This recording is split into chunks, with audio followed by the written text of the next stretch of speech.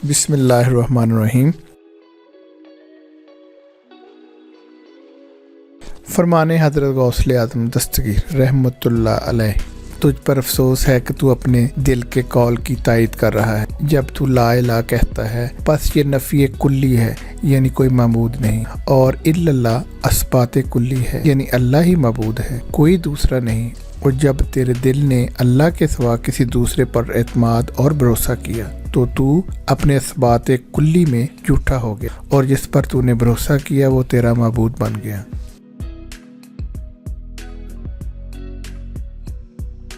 नफ्स में दो किस्म के इरादे हैं, वो दोनों एक दूसरे की जिद हैं, एक अल्लाह ताला का इरादा और दूसरा इसके गैर।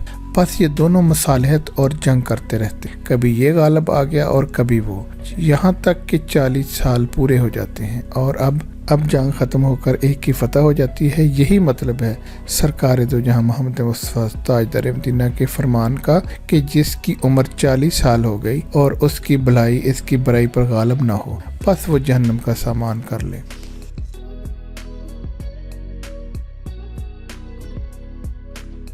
अगर तू 1000 बरस भी आग पर सजदा करे और गैर की तरफ मुतवज्जो रहे तो तेरा ये सजदा हरगिज़ तुझे नफ़ा न देगा, तेरे लिए कुछ नतीजा खेज ना होगा। जब तक तू अल्लाह के सिवा किसी को दोस्त बनाएगा तो खुदा की दोस्ती में जब तक कुल मखलूक को मादूम न कर दे सादत हासिल नहीं कर सकता।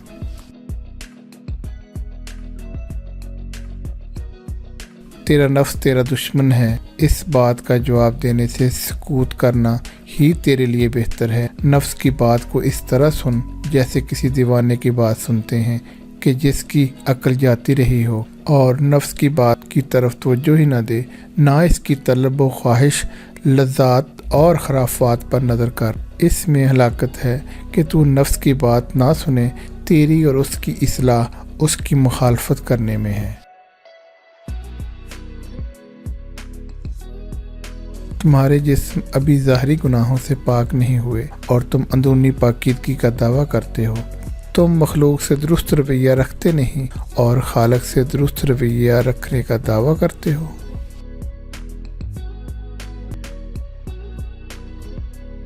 मैंने 99 बार अल्लाह ताला से अहद लिया कि मेरे मरीद ईमान की हालत में दुनिया से उठाना। मेरा मरीद इंशाअल्लाह ईमान की हालत में दुनिया से जाएगा इंशाअल्लाह।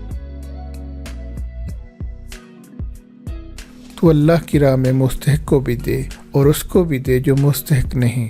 अल्लाह तुझे वो भी देगा जिसका तू मुस्तहिक है और वो भी देगा जिसका तू मुस्तहिक नहीं।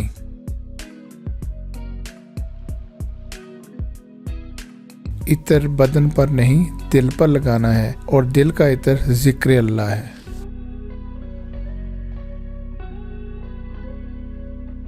मेरी वसीयत है कि अगर तुझे कोई तकलीफ पहुंचे, दोस्त हो या दुश्मन, किसी के आगे इसका शिकवा न कर।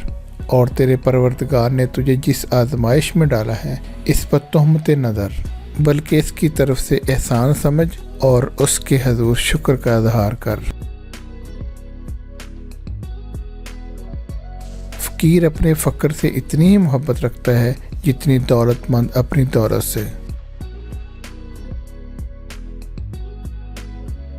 दौलत को हाथ के कब्जे में रखो, उसे दिल पर कब्जा ना करने दो।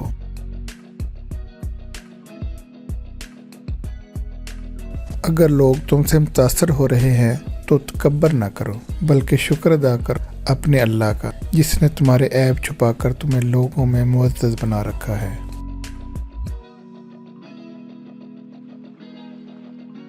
आफत तुम्हें हलाक करने नहीं आती, वो तुम्हारी आजमाइश तुम्हारी दुरुस्तगी ईमान को पुख्ता करने और यकीन को महकम करने और तुम्हारे सब्र पर मौला करीम की तरफ से फ़ख्र और अज़हार खुशनुदी व मसरत की खुशखबरी देने के लिए आती है।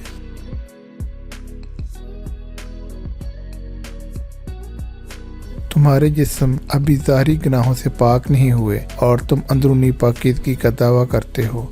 तुम मखलूक से दुरुस्त रवैया रखते नहीं और खालिक से दुरुस्त रवैया रखने का दावा करते हो।